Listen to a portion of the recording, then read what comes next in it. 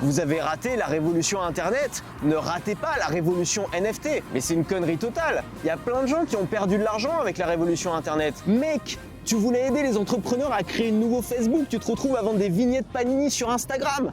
Il s'est passé quoi, bordel? Cet argent, il n'est pas créé par la beauté du Saint-Esprit. Cet argent, c'est simplement l'argent des nouvelles personnes qui arrivent en espérant se faire de l'argent. C'est rien d'autre qu'un Ponzi légal. On achète simplement le droit de faire tourner des putains de centrales à charbon à vide. On a littéralement réussi à vendre du rien, du vide, du vent pour des millions. Il est là le coup de génie. Elle est là la vraie révolution. Il y a 4 ans, j'ai fait une vidéo sur une plage en Corée qui s'appelle « Pourquoi j'investis dans le Bitcoin ». Aujourd'hui, je fais une vidéo sur une plage de Biarritz pour te dire pourquoi est-ce que je n'achèterais pas de NFT et pourquoi tu devrais te méfier de toutes ces offres et de toutes les escroqueries qu'il y a autour de ça. Alors je pense que comme moi, tu n'as pas pu y échapper, que ce soit des pubs YouTube qui t'ont ciblé ou des pubs Instagram ou des pubs Facebook, que ce soit peut-être des créateurs aussi que tu suis qui en ont parlé et qui même pour certains ne parlent plus que de ça. Peut-être aussi que c'est ton entourage, ta famille, tes proches, tes amis qui sont en train de te parler de ça à longueur de journée. Et peut-être que juste tu as lu des articles dans la presse sur les NFT et tu te dis mais peut-être qu'il faudrait que je m'y intéresse en fait. Peut-être que ce truc-là c'est sérieux. Peut-être que si je ne m'y intéresse pas, je suis en train de passer à côté d'une révolution et je suis même peut-être en train de passer à côté d'une révolution extrêmement lucrative. En fait, ce qui se passe aujourd'hui autour des NFT, c'est simplement qu'il y a une énorme hype. Pour beaucoup de gens, ça ressemble à une nouvelle ruée vers l'or. Et énormément de gens ont peur d'être laissés pour compte et de passer à côté de cette opportunité du siècle, en tout cas telle qu'elle est présentée par les gens qui en font la promotion. Alors tu te demandes peut-être, c'est quoi les NFT? Tu te demandes si tu devrais t'y intéresser, si tu n'es pas en train de passer à côté de quelque chose. Tu te demandes peut-être aussi si tu ne devrais pas en acheter. Et même peut-être que tu te demandes si tu ne devrais pas en créer en tant qu'entrepreneur. Le truc, c'est que quand on est dans le milieu entrepreneurial sur Internet, aujourd'hui, c'est très difficile de l'ignorer parce qu'il y a un énorme discours de pression aujourd'hui autour des NFT. Certains nous disent que c'est une révolution aussi importante qu'Internet et que ceux qui ne la voient pas sont en train de passer à côté d'un vrai changement sociétal. D'autres nous disent que c'est une super opportunité business, à surtout pas manquer, qu'on a tous raté le Bitcoin et qu'on aurait pu devenir riche et que là on est en train de rater les NFT et qu'on va voir notre voisin devenir millionnaire du jour au lendemain et que nous on va rester là comme un con parce qu'on n'a pas surfé sur la vague. Et puis surtout il y a beaucoup de gens qui nous disent qu'il y a beaucoup d'argent à se faire avec les NFT et notamment les gens qui ont des formations à vendre autour des NFT. Alors moi je suis entrepreneur depuis 6 ans, mon business model consiste à vendre des formations pour aider les gens à créer une activité sur Internet et évidemment du coup je suis aux premières loges pour voir les tendances et pour voir ce qui se passe dans ma thématique. J'en ai vu d'autres, aujourd'hui c'est les NFT et je voudrais te dire qu'est-ce que j'en pense, quel est mon regard sur cette technologie et sur tous les nouveaux vendeurs qui tournent autour de cette sphère.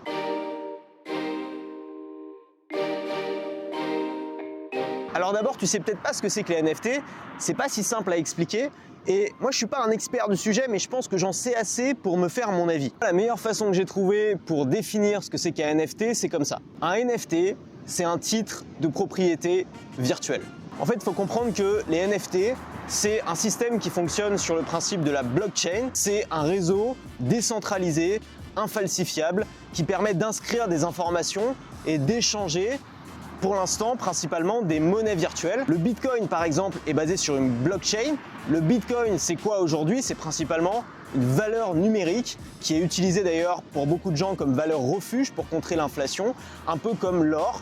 La meilleure façon de définir le Bitcoin finalement c'est ça, le Bitcoin c'est de l'or numérique. Et le truc avec le Bitcoin c'est que c'est fongible, on peut les interchanger. Un Bitcoin, c'est comme une pièce de 1 euro, ça vaut une pièce de 1 euro, tu peux l'échanger contre une autre pièce de 1 euro, ça n'a aucune importance. La différence par exemple entre NFT et une crypto-monnaie, c'est qu'une NFT, c'est non fongible. Non-fungible token, c'est ça que ça veut dire NFT. C'est donc, contrairement à un Bitcoin, un objet unique et donc on peut s'en servir pour créer des titres de propriété virtuels.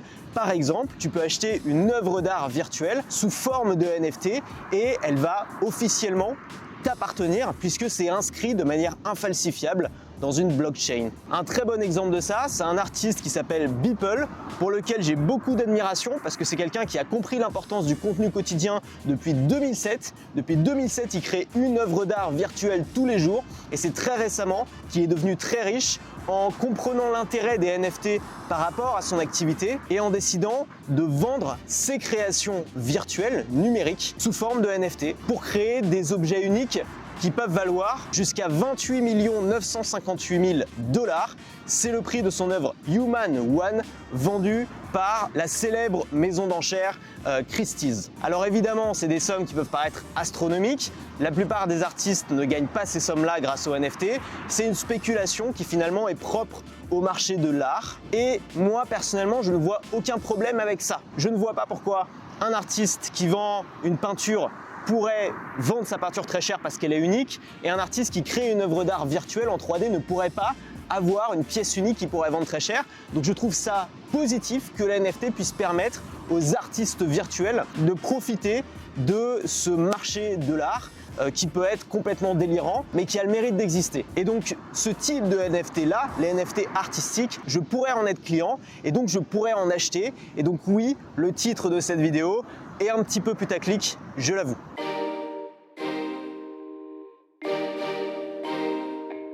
Mais ce que je voulais pointer aujourd'hui, c'est pour moi le vrai problème aujourd'hui avec les NFT et il est complètement en dehors de considérations artistiques.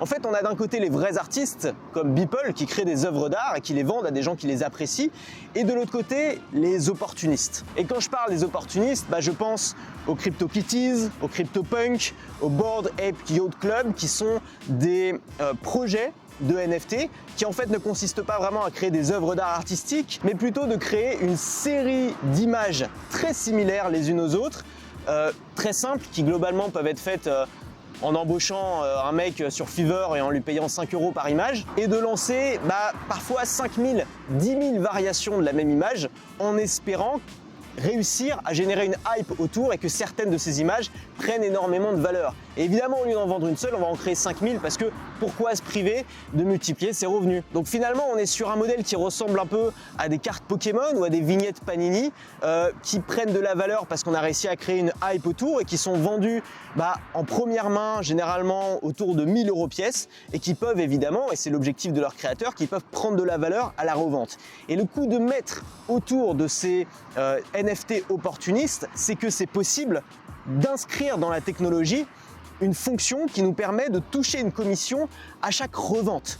Et c'est ça le coup de maître, c'est-à-dire que si tu vends tes vignettes Panini 1 000 € pièce et que tu arrives à en vendre 1000, c'est déjà super, tu as gagné 1 million.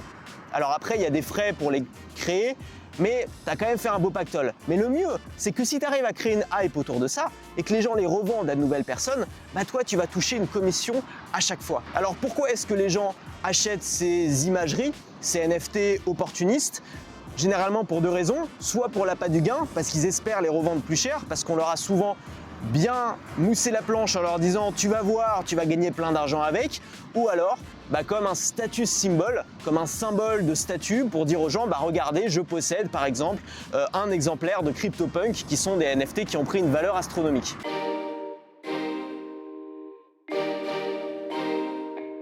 Alors je voudrais juste résumer qu'est-ce qu'on a. On a un produit alibi, c'est-à-dire que tout le monde s'en fout de la gueule de ton CryptoKitty. Les gens ne l'achètent pas pour la beauté de l'art. On a un produit qui ne sert à rien, si ce n'est justifier d'avoir quelque chose à vendre. Donc on a un produit alibi. On a des gens qui achètent ce produit, non pas pour le produit, mais pour gagner de l'argent. À chaque transaction, le créateur s'enrichit. Et qui c'est qui enrichit ces créateurs? C'est les derniers arrivés dans la machine et c'est les derniers arrivés qui perdent leur mise au moment où le soufflet retombe, où la hype redescend. À quoi est-ce que ça nous fait penser? Il n'y a pas à chercher loin, c'est la définition d'un système pyramidal, d'une pyramide de Ponzi. Simplement, comme c'est nouveau et comme ça utilise des nouvelles technologies, ce n'est pas encore régulé. Donc globalement, les NFT opportunistes aujourd'hui, c'est rien d'autre qu'un Ponzi légal. Contrairement à ce que disent tous les entrepreneurs qui essaient de refourguer le NFT, acheter des NFT, c'est pas un business. Il y a zéro valeur ajoutée. Les gens qui vendent ces NFT opportunistes vendent littéralement du vide, puisque les produits, c'est des JPEG créés probablement à pas cher, et ils les vendent sur des promesses d'argent facile. Donc c'est pas un business. Alors ce qui est fou, c'est que cette escroquerie peut être sponsorisée sur Facebook. J'ai notamment été targeté il y a quelques jours par cette publicité qui promet de gagner ses premiers 20 000 € en 30 jours, rien que ça, même si vous ne connaissez rien. Ce qui est quand même une promesse un peu trop alléchante pour être vraie, et c'est normalement le genre de promesses qui sont parfaitement interdites sur ce genre de plateforme, mais apparemment cette publicité a réussi à passer le filtre de Facebook. Si on s'intéresse un peu plus à ce qui est marqué dans la publicité, on s'aperçoit qu'il y a des choses qui sont très alléchantes. Par exemple, on nous dit chaque jour, des personnes ordinaires aux quatre coins du monde génèrent des millions d'euros en revendant des NFT. C'est probablement vrai, mais je pourrais aussi dire de manière tout aussi exacte, chaque jour, des personnes ordinaires aux quatre coins du monde se font avoir comme des gogos et perdent tout leur argent sur un projet NFT bidon. On est sur un biais du survivant. C'est pas parce qu'il y a 5 pélos qui ont réussi à devenir millionnaires parce qu'ils ont réussi à refourguer leur NFT pourri que tout le monde va réussir à le faire. C'est comme si tu dis avant-hier, Martine dans le Var a gagné la super cagnotte de 13 millions à l'euro million. Alors, vous savez ce qu'il vous reste à faire. Ce qu'on ne dit pas, c'est que Martine a gagné ses 13 millions parce qu'il y a 5 millions de gens qui ont acheté un ticket et qui ont perdu. Cet argent, il n'est pas créé par la beauté du Saint-Esprit. Cet argent, c'est simplement l'argent des nouvelles personnes qui arrivent en espérant se faire de l'argent. Donc c'est le premier biais derrière ces offres très alléchantes. C'est pas parce que ça marche pour certains que ça marche pour tout le monde. C'est évident quand on y pense. Pourtant, quand on lit ce genre de phrases, on n'y pense pas toujours.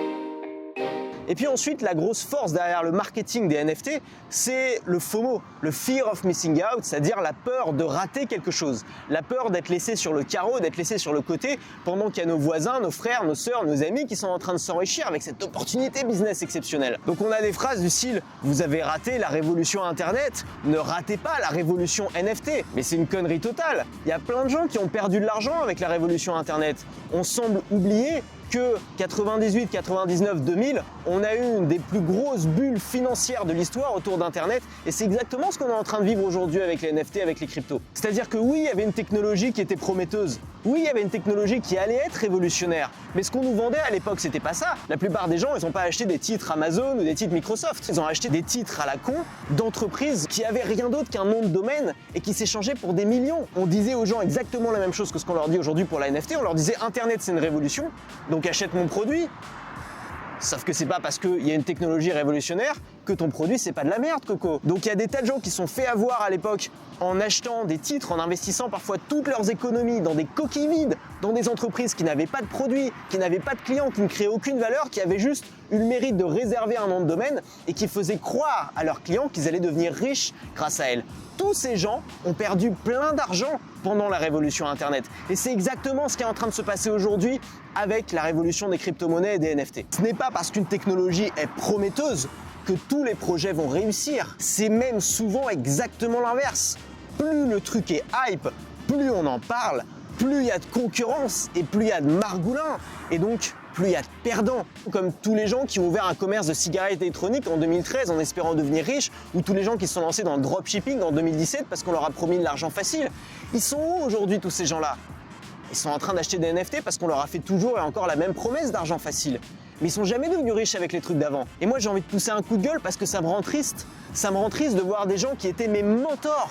Des gens comme Oussama Ammar, qui faisaient des conférences extraordinaires, qui moi me faisaient rêver. Mec, tu voulais aider les entrepreneurs à créer un nouveau Facebook, tu te retrouves à vendre des vignettes Panini sur Instagram. Il s'est passé quoi, bordel? J'avais un putain de respect pour ce mec jusqu'à ce qu'il trahisse son audience en se mettant à faire de la merde pour de l'argent. S'intéresser à la technologie, oui. Ne pas respecter son audience, les gens qui nous font confiance, qui nous suivent. Et au passage, mais c'est peut-être un détail, est-ce que tu savais qu'une seule transaction Ethereum, donc une seule transaction qu'il faut faire par exemple pour acheter un NFT, consommait autant d'électricité qu'un foyer américain de 5 personnes pendant 7 jours? Donc non seulement en achetant ces NFT d'opportunité, aucune valeur n'est créée, zéro, mais le pire, c'est que chaque transaction est néfaste. Elle est néfaste pour la planète. Elle est néfaste pour les ressources qui sont limitées aujourd'hui. Quand on achète une NFT, on achète simplement le droit de faire tourner des putains de centrales à charbon à vide. Et c'est triste.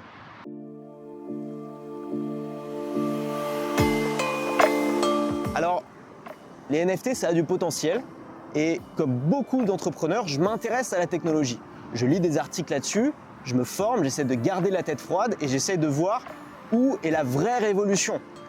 de faire le ménage un peu au milieu de toutes ces promesses d'argent facile et ces margoulinages, et j'essaie de trouver où est le truc intéressant derrière cette hype. Et pour moi, ce qui est vraiment intéressant derrière cette folie des NFT, c'est la puissance de la persuasion. C'est le fait qu'on arrive à convaincre des gens qu'en achetant les droits de propriété sur un JPEG parmi 1000 autres JPEG quasiment similaires, ils vont devenir riches. On a littéralement réussi à vendre du rien, du vide, du vent pour des millions. Il est là le coup de génie.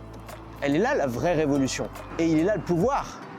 Le pouvoir de rassembler une audience. Le pouvoir d'inspirer les gens. Le pouvoir de vendre. Faut être honnête, elle est là la vérité. Et il y a des façons propres de faire ça. Oui, il y a des façons propres d'utiliser ce pouvoir d'influence qu'on peut développer. En vendant des produits et des services utiles, en créant de la valeur pour le monde. Ça peut être en vendant des formations, par exemple, comme je le fais ou comme d'autres le font, pour aider les gens à développer des vraies compétences, des compétences utiles qui vont leur être utiles dans leur vie. De générer des transactions qui te rendent fier en tant qu'entrepreneur. Alors, ça va pas être de l'argent facile. Tu vas pas gagner 20 000 € en une semaine en n'y connaissant rien, ça n'existe pas. Mais ça va être de l'argent propre. Et puis, ça va être de l'argent stable. Qu'est-ce qui va se passer quand les NFT vont passer de mode, quand la hype va être passée, quand le projet crypto dans lequel tu as investi, il y a plus grand monde qui va s'y intéresser parce que c'est comme ça pour tout. Si tu développes une vraie boîte avec de la vraie valeur, finalement, tu n'es pas dépendant de la dernière mode, tu n'es pas dépendant de phénomènes que tu ne contrôles pas, comme le cours du Bitcoin par exemple. On sait bien que le cours du Bitcoin dirige un petit peu le chiffre d'affaires des vendeurs de formations sur les crypto-monnaies. Donc c'est de l'argent propre, c'est de l'argent stable, et puis c'est de l'argent qui peut être abondant. Pas toujours, pas tout le temps, mais quand tu arrives à devenir bon dans ce que tu fais, à atteindre une forme de maîtrise, à avoir des clients satisfaits. Des clients satisfaits, c'est quoi? C'est une clientèle qui rachète. Aujourd'hui, avec mes formations, c'est plus de 50 000 € de chiffre d'affaires par mois qui tombent. Il n'y a pas beaucoup de frais, il n'y a pas beaucoup de dépenses et c'est relativement stable d'un mois sur l'autre. Et je sais que ça marche, pareil, pas pour tout le monde, mais aujourd'hui j'ai des dizaines de témoignages d'élèves que j'ai publiés sur ma chaîne qui témoignent de comment le fait de créer un business stable, viable, qui consiste à créer de la valeur pour les gens, ça a changé leur vie et ça les a rendus pas seulement plus riches, mais aussi plus heureux et plus libres. Alors moi, j'ai une newsletter quotidienne. Cette newsletter, c'est un email que j'envoie chaque matin qui est rempli d'idées, de conseils et d'inspiration pour créer une entreprise prospère à l'ère d'Internet. Pas à l'ère des cryptos, pas à l'ère des NFT, pas dans une ère qui va peut-être durer que 2 ou 3 ans, mais dans une ère qui est là pour durer probablement tout le reste de notre vie. Le but de cette newsletter, c'est t'aider à créer une vraie boîte avec des produits utiles, avec des clients satisfaits, avec une clientèle qui rachète. C'est peut-être pas le truc qui est le plus fun du monde, mais c'est ça l'entrepreneuriat. Et donc si t'es pas inscrit à cette newsletter, tu rates un email chaque matin. C'est des emails, une fois qu'ils sont envoyés, c'est trop tard, tu peux pas les récupérer à moins d'être inscrit et de les avoir dans ta boîte mail. Donc si tu fais pas encore partie des plus de 40 000 personnes qui sont inscrites à cette newsletter, tu rates quelque chose. C'est une newsletter qui est gratuite et c'est le premier lien juste en description si tu veux la recevoir. Alors je précise que je fais des offres commerciales dans cette newsletter, ça veut dire que je vends des formations, des méthodes que j'ai testées, qui ont été confrontées au réel. Et donc si tu es d'accord pour que je te fasse ces promotions, tu peux t'abonner à la newsletter. Si tu veux pas entendre parler de mes offres, ne t'abonne pas parce qu'évidemment, tu vas pas être content. Alors je voudrais juste ajouter une chose avant de terminer cette vidéo. Je sais qu'il y a plein de gens qui vont pas être d'accord. Laissez-moi des commentaires, j'aime bien la confrontation. Peu de gens sont devenus très riches en essayant absolument de devenir très riches. Steve Jobs n'est pas devenu très riche en essayant à tout prix de devenir très riche. Il est devenu très riche parce qu'il voulait créer les meilleurs produits au monde. Il avait une obsession pour le bon design, pour le perfectionnisme. Les gens qui sont devenus très riches le sont généralement devenus en essayant de créer quelque chose qui leur plaisait, qui les rendait fiers et qu'ils jugeaient bon pour le monde. Voilà ce que tu peux essayer de faire. Et moi, je te dis à demain dans ma newsletter.